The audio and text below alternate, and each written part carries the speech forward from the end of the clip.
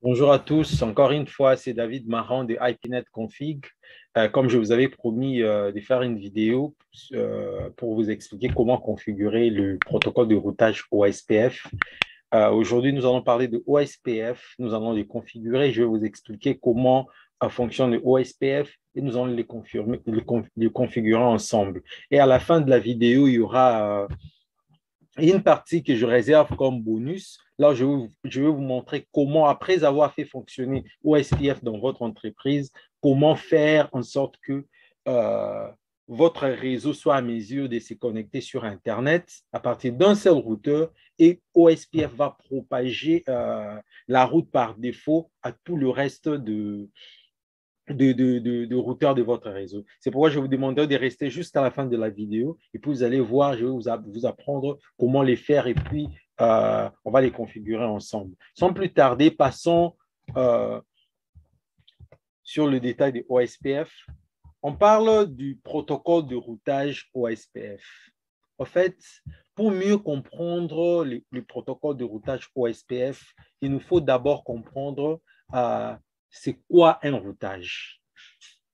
En fait, le routage est un processus qui permet de sélectionner un chemin dans un ou plusieurs réseaux pour transmettre des données depuis un expéditeur jusqu'à un ou plusieurs destinataires. Je vais l'expliquer un peu simplement parce que ça, c'est un peu la théorie. Prenons ici, ça c'est notre réseau. Prenons la topologie ici qui est devant nous. J'ai devant moi cet ordinateur ici. Je suis ici, je suis en face de cet ordinateur. Je vais communiquer avec le deuxième ordinateur ici. Mon ordinateur, je suis sur les réseaux 192, 168, 1, 0. Mon ordinateur ici, peut-être c'est le point 10. C'est de 192, 168, 1.10. Il veut communiquer avec un autre ordinateur qui se trouve dans un autre réseau. Si vous remarquez ici, ça c'est le réseau 192, 168, 2. Ça c'est 1, ça c'est 2. Ça c'est dans les réseaux 2. Et puis cet ordinateur, son adresse IP serrée par exemple, 192, 168, 2.11 par exemple. Maintenant, l'ordinateur ici, si vous savez comment la configuration s'est faite avec des ordinateurs, notre ordinateur, il a son adresse IP qui est 192.168, peut-être 1, 10, 10, mais il a un default gateway. Le default gateway, c'est la passerelle par défaut. Ça sera l'adresse IP qui se trouve ici sur notre routeur. Maintenant, si cet ordinateur veut communiquer à un autre ordinateur qui est dans le même réseau que lui, la communication passe d'ici et ça passe comme ça, facilement, juste par le switch, et puis elle communique avec cet ordinateur. Mais si la communication doit sortir de son réseau local, de son LAN ici, automatiquement, cet ordinateur doit envoyer le paquet, c'est-à-dire ces informations, au default gateway, qui est ses routeurs, l'interface de ces routeurs, et ces routeurs va transmettre maintenant le paquet à la destination. Mais le problème se pose ici, c'est quoi? L'ordinateur ici ne connaît pas où se trouve le point 11, mais du moins, il veut communiquer avec le point 11. Il va envoyer son paquet ici. Arrivé sur R1, qui est le routeur ici, lui, il doit avoir dans sa table de routage le chemin pour arriver sur les réseaux 192, 168, 2, 0, c'est-à-dire le reste de tout le réseau ici. Mais quand ce routeur va regarder dans sa table de routage, il ne verra pas le réseau ici. Pourquoi il ne verra pas le réseau 192.168.2? Parce qu'il y a un principe qui dit les routeurs ne connaissent que les réseaux qui est physiquement connecté à lui. C'est-à-dire ici, le routeur ici, il ne connaît que le réseau 192.168.1.0 parce que c'est un réseau qui est connecté à lui et il ne connaît que les réseaux 1.1.10/30 parce que c'est un deuxième réseau connecté à lui. Mais il ignore totalement la présence du réseau 192.168.2.0, il ne connaît pas le réseau 2.2.2.0 et il ignore aussi le reste, le 192.168.3.0. Comme mon routeur ici ignore tous ces réseaux, automatiquement, le routeur ici ne sera pas communiqué avec les réseaux qui l'ignorent. Maintenant, quoi faire pour que la communication, parce que notre but, c'est quoi? Que cet ordinateur soit à mesure de communiquer avec celui-ci, l'autre, le serveur, et après aller sur Internet. La partie ici, on va représenter Internet qu'on va faire à la fin. Qu'est-ce qu'il nous faut? Il nous faut faire ce qu'on appelle le routage. Le routage, c'est quoi? C'est l'effet que vous, administrateur, vous venez dans le routeur, vous entrez dans ces routeurs et vous allez commencer à donner des instructions à ces routeurs. Et cher routeur, tu sais, si tu veux aller sur les réseaux 192.168.2 que tu ignores, envoie ton paquet ou bien tes paquets à cette direction, l'interface céréale 010 qui est connectée à toi, ou envoie-le à l'adresse IP de ces routeurs 1.1.2 qui est de ces côtés ici, et lui saura comment le faire arriver au réseau 192.168.2.0. Ah, OK. Le routeur apprend, si je vais aller sur ces réseaux, je vais envoyer mes paquets vers cette direction. Tu lui dis encore, si tu veux aller sur les réseaux 2.2, envoie le paquet dans cette direction. Si tu veux aller dans le réseau 192.168.2, envoie à l'autre direction. En fait, sur ces routeurs, je vais l'instruire à propos du réseau 1, 2, 3, et après ça, on verra plus tard. De même pour le deuxième routeur ici, on verra qu'il est au courant juste des réseaux qui sont physiquement connectés à lui. Il connaît le réseau ici 1.1, il connaît les réseaux 2.2, il connaît les réseaux 192.168 à 2.0, mais il ignore les réseaux 192.168.1 et il ignore le 3. On vient encore dans ces deuxièmes routeurs, on va lui instruire pour aller sur tel réseau 192.168.1.0, envoie tes paquets à cette direction. Pour aller sur les réseaux 192.168.3, envoie à cette direction. Et on va continuer ainsi de suite. Ça, c'est ce qu'on appelle le routage statique. On appelle ça le routage statique. On va voir les deux types de routage. C'est bien de faire ce routage statique, mais le problème, c'est quoi? Ici, nous avons encore 3 routeurs. Ce n'est pas grave, vous pouvez passer, prendre votre temps et puis configurer IP route pour aller à tel réseau, envoie le paquet dans telle direction, pour aller dans l'autre, envoie dans telle direction. Mais à supposer vous vous retrouvez devant un réseau, là où vous avez 20 routeurs par exemple, avec vos 20 routeurs, vous avez peut-être 50 réseaux ou 60 réseaux qui sont connectés. Vas-tu passer sur chaque routeur, commencer à écrire IP route, IP route, IP route, ça sera vraiment du grand travail. Et il y a aussi une probabilité d'erreurs, vous pouvez commettre des erreurs et puis le réseau ne va pas bien marcher. Pour éviter cette situation, là où nous avons beaucoup de routeurs, nous utilisons ce que nous appelons le routage dynamique. En fait, le routage dynamique, c'est quoi? Ici, nous avons parlé de routage. Les deux types de routage que nous avons le routage statique, c'est que nous venons de faire là. Vous passez sur chaque routeur pour lui instruire à propos de chaque réseau qu'il ignore. C'est le routage statique. Mais ces routages statiques, il est bien pour des très petits réseaux. Mais quand le réseau est grand ou un réseau qui va grandir, nous évitons le routage statique parce que c'est d'abord beaucoup de travail et puis il y a une probabilité très élevée de commettre des erreurs. Là, on voit directement le routage dynamique. Le routage dynamique, en fait, c'est quoi? Le routage dynamique, c'est l'usage maintenant de protocoles de routage. Là, nous allons maintenant nous allons passer dans nos routeurs. Au lieu de faire IP route pour aller dans tel réseau, on envoie le paquet dans telle direction. Pour aller dans tel réseau, on envoie dans telle direction. Là, nous allons juste configurer des protocoles et les protocoles, eux, à leur tour, vont s'en charger. C'est-à-dire, on va choisir quel protocole utiliser. Le protocole que nous allons utiliser, lui, va s'en charger maintenant de comment faire arriver la communication d'un bout à l'autre de notre réseau. Maintenant, qu'est-ce qu'un protocole de routage? Un protocole de routage est un langage qui va permettre aux différents routeurs de se comprendre et d'échanger des informations de façon périodique ou événementielle afin que la communication soit possible dans notre réseau. En fait, une manière simple de le comprendre, c'est un peu ça. Le protocole de routage agit un peu comme ça. Moi, je suis ici. Prenons par exemple le routeur le routeur 1 ici, le routeur 1 ici, il connaît le réseau 192.168.1.0 et il connaît les 1.1.1.1.1.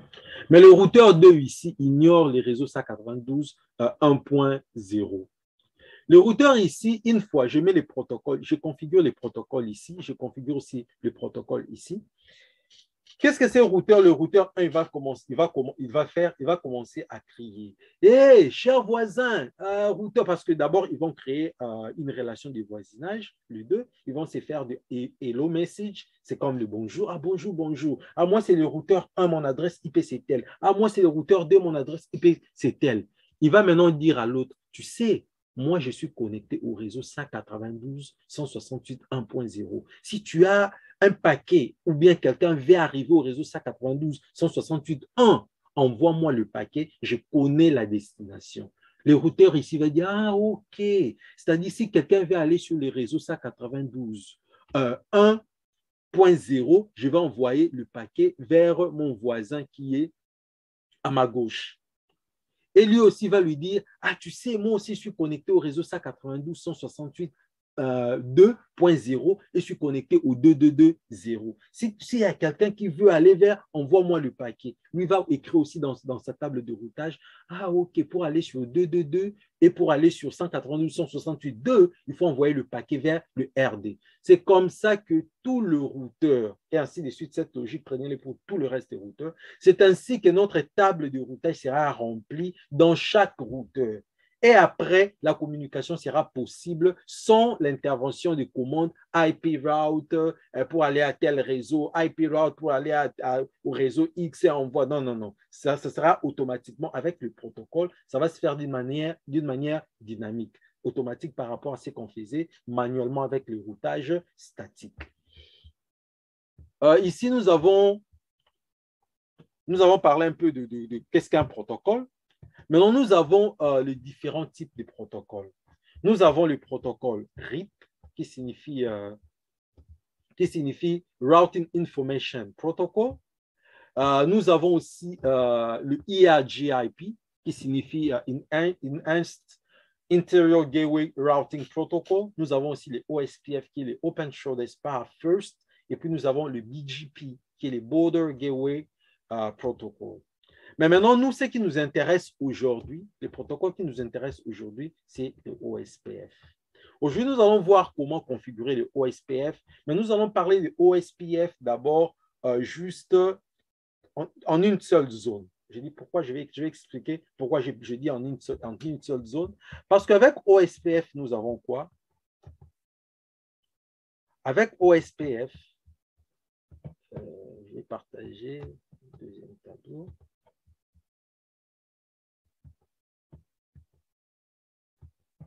Oui, avec OSPF, nous avons ça. Par exemple, j'ai un routeur ici, connecté à un deuxième routeur, connecté à un troisième. Il est connecté à l'autre. Celui-ci, il est connecté aussi. L'autre ici, il est connecté. Ils sont connectés comme ça et tout. Ouais, disons-le comme ça, par exemple. Ce sont des routeurs, différents routeurs connectés, et ainsi de suite. À supposer, c'est une grande entreprise.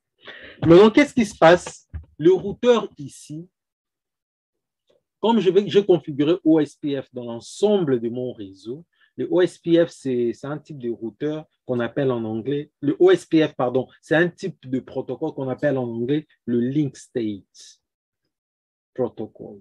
En français, on dit état de lien. État de lien. Le protocole état de lien fonctionne un peu différemment avec d'autres protocoles qu'on appelle vector distance, distance des vecteurs. Avec état de lien, ça veut dire quoi? Le routeur, ici, par exemple, ça, c'est le R1. Il sera au courant de toutes les informations se trouvant sur R2, sur R3, sur R4, sur R5, sur tout le monde. C'est comme si les gens se retrouvaient dans un seul village où tout le monde connaît la vie de tout le monde dans les détails. Il sait, ah non, il s'appelle Monsieur Jean, son père, il venait de tel endroit, il habite, il a fait ceci, il connaît tous les détails de tout le monde. Maintenant, imagine les routeurs ici doivent connaître les détails de tout le monde. Le deuxième doit connaître le détail de tout le monde. L'autre doit connaître le détail de tout le monde. À supposer si nous avons un réseau là où nous avons 100 routeurs. Tu imagines un peu comment les mémoires de nos routeurs seront surchargées. C'est comme si on te demandait dans le quartier où tu vis, tu dois connaître le nom de tout le monde, leur vie, leur date de naissance, tout le détail le concernant. Tu vois un peu, ça sera compliqué, quoi. Différemment avec d'autres qui sont distance vecteur, là, ça fonctionne différemment. On va en parler dans une autre vidéo. OSPF, lui, état de lien. Chaque routeur est au courant de tout le routeur et dans le détail. Maintenant, pour éviter qu'au cas où nous avons plusieurs routeurs, que nos routeurs puissent se cracher parce qu'il va se retrouver avec plusieurs informations et puis le routeur ne sera plus fonctionner. Qu'est-ce que nous allons faire? Nous allons diviser maintenant notre réseau en ce qu'on appelle en anglais les areas, en différents areas. Area en français, c'est pour dire zone. On va les diviser en différentes zones. Pourquoi on divise en différentes zones? Passons d'abord ici. Je vais faire ça, ça sera par exemple la zone 0. J'appelle ça zone 0 ou bien area 0. Je fais une autre zone, par exemple ici. Je vais appeler ça zone 1. Et puis, je vais faire une autre zone ici, que j'appelle par exemple zone 2. Et je fais une autre zone ici, que nous pouvons appeler la zone 3, ou bien zone 50. Nous ne sommes pas obligés de faire suivre 1, 2, 3. Non, non, non, non. Le principe à respecter d'abord, c'est quoi? Il faut qu'il y ait la présence de la zone 0. Parce que la zone 0, c'est ce que nous considérons comme le backbone. Backbone zone. Avec OSPF, on ne peut pas configurer OSPF sans configurer la zone 0, area 0. Non. Il faut qu'il y ait un area 0, c'est-à-dire une zone 0, et après, vous pouvez ajouter maintenant plusieurs autres zones comme vous voulez. Maintenant, si le réseau n'est pas si grand, par exemple, j'ai un réseau par exemple de 3, 4, 5, 10 routeurs, je peux le mettre tous dans une seule zone et cette zone obligatoirement doit être zone 0, area 0. La zone 0. Maintenant, ici, c'est ce que nous allons faire aujourd'hui. Aujourd'hui, nous allons apprendre à configurer OSPF seulement sur une seule zone qu'on appelle Area 0. Je reviens un peu en arrière. Pourquoi j'ai dit il faut qu'on divise en zone? Parce que le routeur ici, maintenant, quand je divise maintenant en zone, il ne sera plus obligé de connaître le détail sur tout le monde ici. Non. Il ne va connaître le détail que de routeurs qui sont dans la même zone que lui. C'est comme si je t'avais dit avant, tu dois me dire le nom de toutes les personnes, tous ceux qui habitent ton quartier ou bien ta commune. Tu dois connaître leur nom, leur date de naissance, le nom de leurs parents, d'où ils viennent et tout, et tout, et tout. Ça ne sera pas possible pour toi. Maintenant, j'ai dit, OK, on va faire ceci. Nous allons diviser maintenant votre commune en rues ou bien par des avenues. Je t'ai dit maintenant, ton travail, c'est plus de connaître tout le quartier ou toute la commune. Tu vas juste connaître le nom de gens qui habitent ton avenue, par exemple, ou bien la rue là où tu vis. Tu dois juste connaître leur nom, leur date de naissance. Tu vois, le travail maintenant est un peu réduit. C'est la même logique que tu utilises avec OSPF. Nous utilisons les zones. Le but que nous utilisons à différentes zones, c'est pour réduire notre table de routage, les tables de routage dans nos routeurs. C'est-à-dire le routeur ici, avant, il devait connaître tout le monde, mais maintenant, là, il va connaître que ceux qui sont dans la même zone que lui. L'autre ici doit connaître que ceux qui sont dans la même zone que lui. Mais maintenant, il y a d'autres routeurs qui se retrouvent dans les frontières, c'est-à-dire entre deux zones. Là où la zone 0, c'est-à-dire le area 0, est connecté par exemple au area 1 ou bien à la zone 1. Maintenant, le routeur qui se retrouve ici, on l'appelle Area Border Router. Souvent, on abrège par ABR. Le détail sur le OSPF, sur les ABR et les ASBR et les autres, nous allons en parler dans une autre vidéo. Là, on va parler de OSPF en profondeur. Aujourd'hui, ce que je vais d'abord, c'est vous expliquer comment configurer OSPF. Vous avez juste des bases sur OSPF. On va configurer ce qu'on appelle le single area, c'est-à-dire une seule zone, c'est-à-dire la zone 0. On va configurer, vous allez voir comment ça va marcher. Quand vous allez maîtriser le OSPF avec une seule zone, c'est alors qu'on va parler de plusieurs zones et il y a encore d'autres principes qui vont suivre après. OK, merci. On passe maintenant à la configuration de notre OSPF. Je suis ici, devant moi, j'ai cette topologie. La topologie qui est devant moi ici, si vous regardez, si on venait ici et que je faisais ici sur le premier routeur, si je faisais show IP, interface brief, exclude, on est sign, vous verrez, les adresses IP sont déjà préconfigurées. J'avais déjà configuré des adresses IP pour qu'on n'ait pas beaucoup de travail à configurer des adresses IP. On va juste nous concentrer sur le OSPF, le faire fonctionner, voir comment le OSPF marche et voir d'autres détails.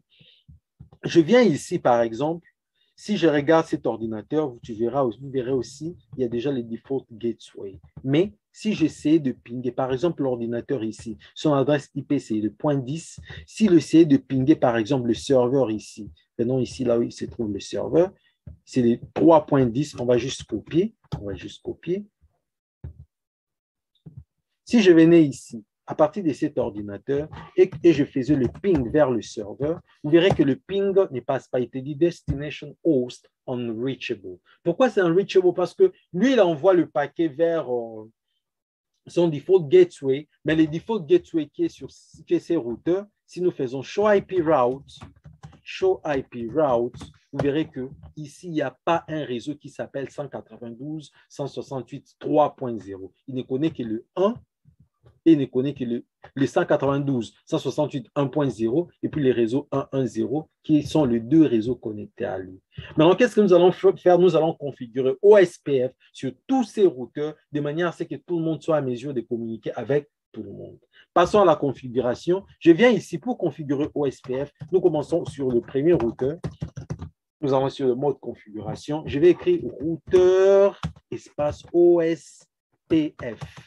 Espace. Si vous mettez point d'interrogation, il te dit mets un numéro quelconque allant de 1 jusqu'à 65 535. Tu peux utiliser 1, 2, 3, ce que tu veux. Tu peux utiliser 10, n'importe. Ces numéros-là, on appelle ça les process ID. Ce n'est pas obligatoire qu'il soit identique dans tous les routeurs, mais je vous conseillerais d'utiliser le même process ID dans tout votre réseau. Je dis par exemple router OSPF. Je mets le process ID 1.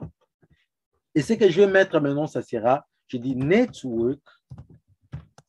Je regarde le réseau qui sont connectés à ces routeurs. Il y a les réseaux 1.1.0. J'ai fait 1.1.1.0. Mais ici, il y a le /30. Le /30, ça veut dire quoi? Je reviens ici, je vais vous montrer un peu rapidement. Je viens ici sur le tableau.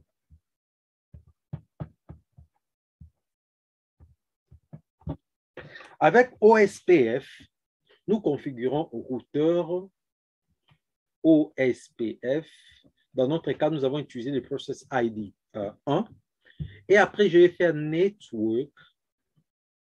Je vais écrire le réseau qui sont physiquement connectés à mon routeur. Ici, nous avons le réseau 1.1.1.0. Et après ça, je dois utiliser ce qu'on appelle en anglais les wildcard mask. Le wildcard mask, en fait, c'est quoi? C'est l'inverse du subnet mask.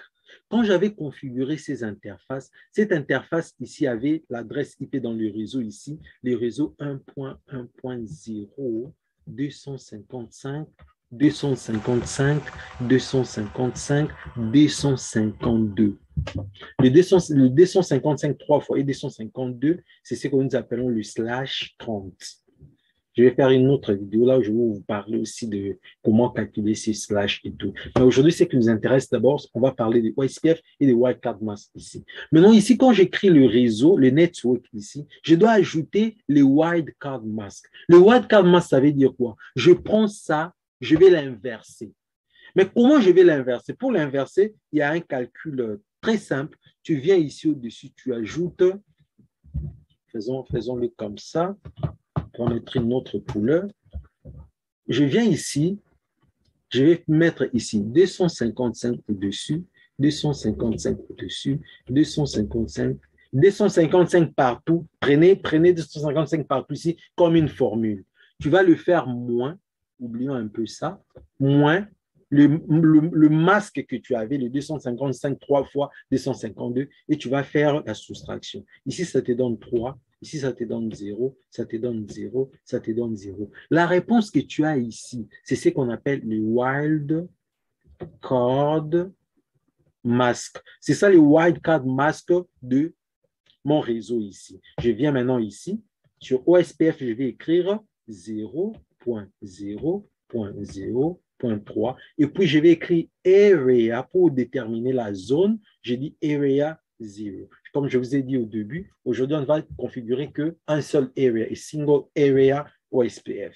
On va utiliser area 0. Le deuxième réseau ici que je vais configurer, ce sera le réseau network dans mon premier routeur, hein, c'est-à-dire 192, 168, 1.0. Mais ici, j'avais utilisé le masque de 255, 255, 255.0, c'est-à-dire le slash 24.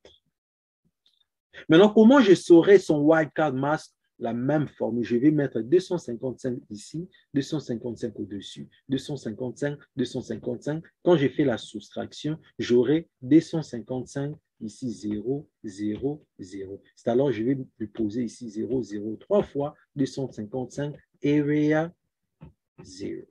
Et passons maintenant, faisons-le sur le routeur. Ça, ce sont des commandes que nous allons passer sur le routeur. Nous venons maintenant sur notre routeur. Ici, là où nous étions. Ici, ça sera 000.3 area 0. Enter. Le deuxième réseau, qui est le réseau ici, je peux même le copier. Vous verrez ici, il est le slash 24. L'autre ici, il était slash 32. Je viens ici, je fais network. Et puis, je vais mettre mon réseau ici. Et puis, je fais 000 255 area 0. Enter. Ici, j'ai terminé avec le OSPF pour le premier routeur. Je passe dans le deuxième routeur. Le deuxième routeur, je vais faire enable conft router OSPF 1.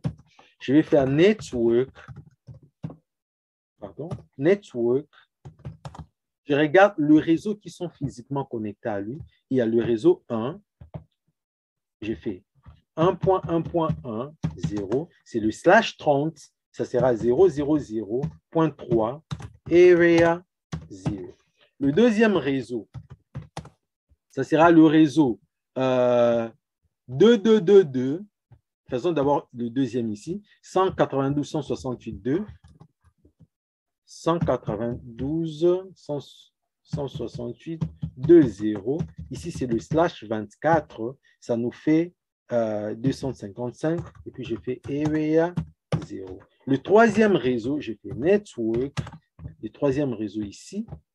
Mais on me dit c'est le slash 27. J'ai fait 2.2.2, 0. Maintenant, on doit d'abord savoir le slash 27, ça veut dire quoi? On passe ici sur notre tableau, on va faire ces calculs ensemble et puis on va découvrir le slash 27, ça veut dire quoi? Le slash 27, 255 slash 8, 255 deux fois, slash 16, 255 trois fois, il nous donne slash 24. 24 pour arriver à 27, il nous reste 3. Je viens 128, 64, 32, 16, 8, 4, 2, 1. Le 3 que je vais prendre 128, 64, 32. Je fais la sommation ici. Il va me donner 224. Le masque, ce sera 224. Maintenant, je veux trouver le wildcard mask. Pour trouver maintenant le wildcard mask,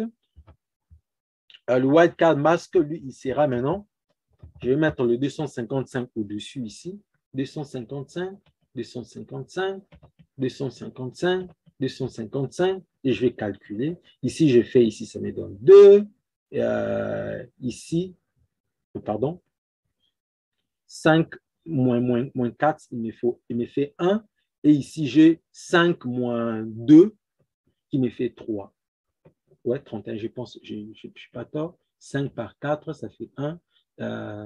25, oui, ça fait comme ça. Et puis ici, 0, 0, 0. Le wildcard mask que nous allons utiliser ici, ça sera 0, 0, 0, 31. Ouais, OK. Ouais, on passe maintenant sur notre routeur pour terminer sa configuration. Je vais faire 0.31 et puis j'ai fait area, j'ai fait 0. Enter. Il a combien de réseaux? Si vous remarquez, il a 3 réseaux. Nous n'avons pas encore publié les réseaux 1 ici. Je vais aussi publier les réseaux 1. J'ai fait network 1.1.1.0. Là, c'était le slash combien? C'était le slash 32. Le slash 32 qui nous faisait 250 à la fin, il fera 3. J'ai fait area 0. OK. J'ai fini pour le deuxième. On avait déjà publié ça ici. On l'a publié pour la deuxième fois. Ce n'est pas grave. Ça ne change rien. Je n'avais pas fait attention qu'on l'avait déjà publié. On l'a fait 2 fois. Ce n'est pas grave. Nous passons au troisième routeur. Le troisième routeur ici, nous venons. La commande, ça sera celle-ci. Je vais même pas à côté ici. Enable conft router OSPF 1. J'ai fait network. Je regarde le réseau qui sont physiquement connectés à lui. Il y a le 2.2.2, 0. Là, c'est le slash 27. Ça nous a donné 00 slash 31. 31, area 0. Ouais. C'est le même réseau avec l'autre qui est ici. On va faire maintenant, il nous dit déjà ici, adjacency, il a formé l'adjacence. Nous faisons network pour le deuxième réseau, les 192.168.3 ici, 0, lui les slash 24, j'ai fait 192.168.3.0.000.255, area, j'ai fait 0. Enter. Le troisième, ici, à combien? Il a 2 réseaux. Ouais. La partie ici, c'est la partie qui est reliée sur Internet. Ça, j'ai pensé qu'on les fasse ensemble. Avant qu'on les fasse ensemble, on va d'abord tester si notre réseau ici, à partir du R1, du routeur 1, on sera déjà à mesure d'arriver sur le R2. Je viens d'abord sur mon routeur ici. Je vais faire la commande ici, show IP route. Quand je fais le show IP route, il me montre qu'il connaît tous ces réseaux ici. Mais regardez un peu des petits détails. Il dit, je connais le réseau 1.1.1/30, mais je le connais par C. C, ça veut dire quoi? Connected. Connected, c'est pour dire, c'est parce qu'il est connecté physiquement à moi. Ça, c'est le code pour voir comme une légende et tout. Et il est local. L ici, c'est pour dire, c'est 1111 ici, il est local. C'est-à-dire, c'est une adresse IP qui est locale dans mon routeur. Il dit, je connais les réseaux 22222, mais je le connais par O. O, ça veut dire quoi? OSPF. C'est-à-dire, ces réseaux ici, c'est mon voisin qui est à côté, ou bien il y a un autre routeur. Sur base de OSPF, il m'a dit qu'il connaît les réseaux 222. Si je veux arriver sur le réseau 22, que je lui envoie mes paquets et il sait là où se trouve la destination à 222/27. Il connaît les réseaux 192.168.1 parce qu'il est connecté à lui sur les C et il connaît aussi les 2 réseaux ici, 192.168.2 et 3 parce qu'il connaît ces 2 réseaux par OSPF. Maintenant, ceci veut dire quoi?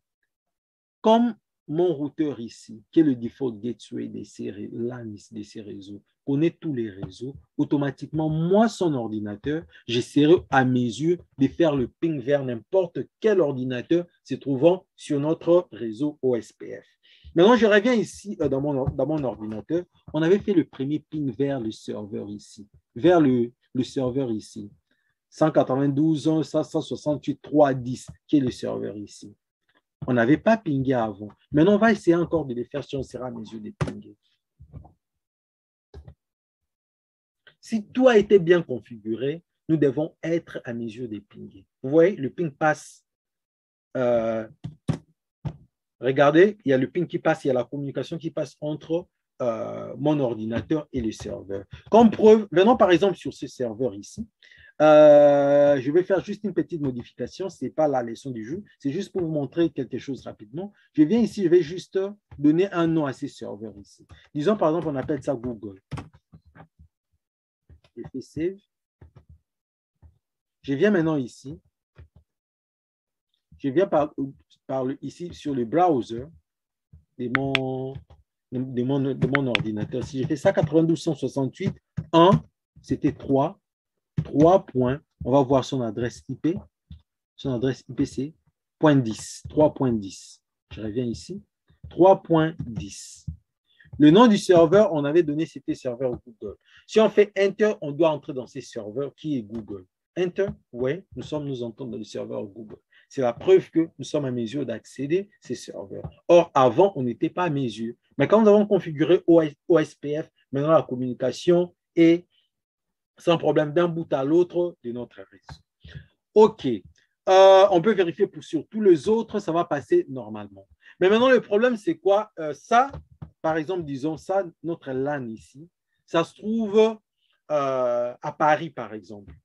Le deuxième ici se trouve, disons, par exemple, à Lille. Et il y a l'autre ici, le troisième, ça se trouve ici à Bruxelles, par exemple. Nous avons 3 sites qui sont connectés. Nous avons Paris, nous avons Lille et puis nous avons Bruxelles.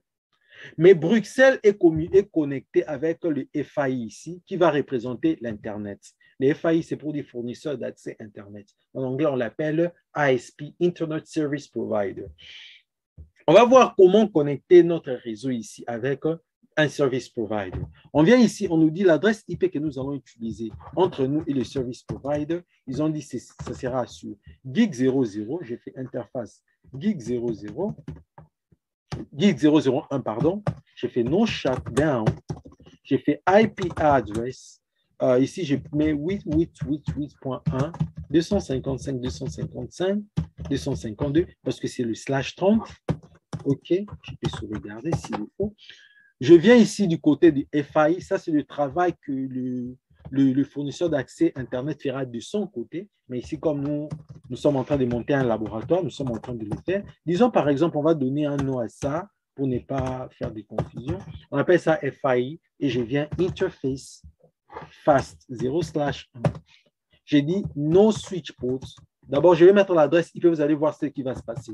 J'ai fait IP address. D'ailleurs, il refuse. Il refuse même qu'on écrit IP address. Si j'insistais même jusqu'à la fin, il va refuser. Pourquoi il refuse? Parce que ça, c'est un switch.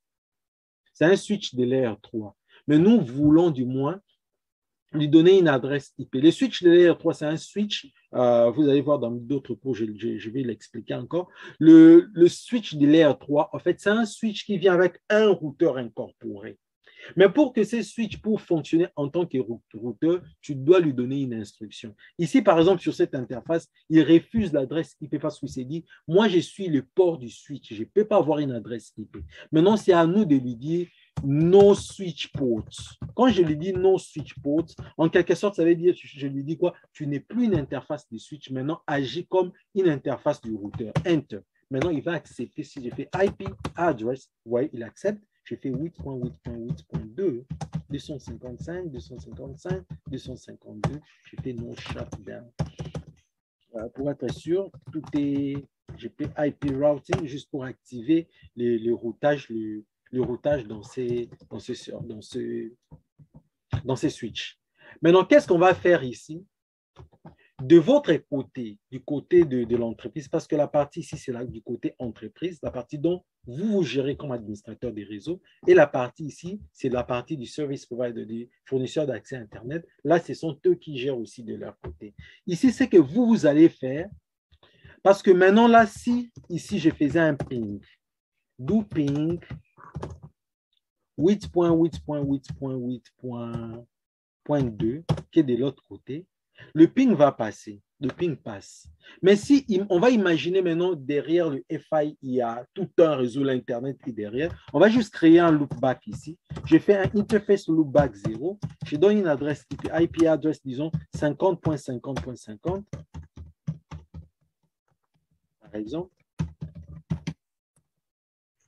Si je venais ici, je faisais le ping vers le 50.50.50, le ping ne va pas marcher. Le ping ne va pas marcher. Pourquoi? Parce que notre routeur ne saura pas automatiquement d'emblée que le 50.50 se retrouve vers le ASP. Qu'est-ce qu'il nous faut? Il nous faut configurer ce qu'on appelle une route statique. On avait évité le statique au début, mais il est important ici parce qu'on avait dit le statique, quand il faut le configurer sur tout le routeur, ça demande beaucoup de travail. Mais ici, on ne peut pas faire un OSPF avec le service provider. Non. Je vais configurer maintenant la route statique. Je fais IP route, un route statique par défaut, IP route 00, 000, c'est-à-dire pour aller sur n'importe quel réseau et en n'importe quel masque, c'est-à-dire 0, n'importe quel réseau, 0, n'importe quel réseau, 0, encore n'importe quel masque, envoie tes paquets vers le gig 001 qui est la porte de sortie ici. Et puis je fais Enter. OK. Je peux sauvegarder si je le veux. Je passe aussi de l'autre côté. Le FAI lui aussi fera pareil de son côté. IP route, eux, ils savent comment arriver chez nous, mais dans les laboratoires ici, on doit faire une route par défaut aussi pour que la communication soit possible. Et puis chez lui, j'ai fait fast 0/1. Maintenant, si on venait ici, le gars ici, il sera déjà à mesure d'aller sur Internet. Si je fais ping 50.50.50.50, je verrai que le ping va passer sans problème. Le ping passe. Mais lui, le gars ici, le routeur qui est, ici nous sommes sur Bruxelles, il sait arriver sur Internet, mais les routeurs qui est à Lille et l'autre qui est à Paris ne seront pas arrivés sur Bruxelles. On peut tester. Si je venais ici, j'ai fait ping. Ici, nous sommes sur Paris. Par exemple, ping 50.50.50.50, ping, le ping ne va pas marcher. Pourquoi le ping ne va pas marcher? Ici, sur sa table de routage, il ne voit pas le 50.50. Ici, sur sa table de routage, il ne voit pas une route par défaut. Et puis, si on fait encore show IP route, quelque chose d'autre que vous pouvez remarquer, la phrase ici, gateway of the last resort is not set. La phrase ici que vous voyez, ça veut dire quoi? Je ne connais pas le chemin pour aller sur Internet. C'est ça la phrase ici, la signification de la phrase ici. Maintenant, qu'est-ce qu'on va faire pour que ces routeurs de Paris sachent que pour aller sur Internet, ils doivent envoyer ces paquets vers le troisième routeur qui représente la Belgique, qui est connecté avec le service provider. Nous allons venir sur ces routeurs ici. C'est ça les bonus que je vous avais réservés. Ces routeurs ici, je viens sur ces routeurs. Je vais faire la commande ici. Je viens ici, conft.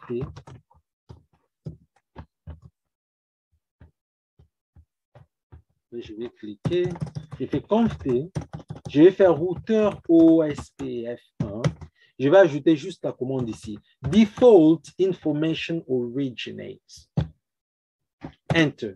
Juste en faisant ça, il va propager une information sur tout l'espace OSPF en leur disant « Hey, à vous tous mes collègues routeurs, c'est lui qui va aller sur Internet, qu'il envoie ses paquets vers moi parce que moi, je suis connecté au ASP, je connais le chemin. » Maintenant, regardez ce qui va se passer. Avant, on avait ça, la phrase ici. « Gateway of the last result is not set. » Mais regardez maintenant quand on fait IP route, ça change.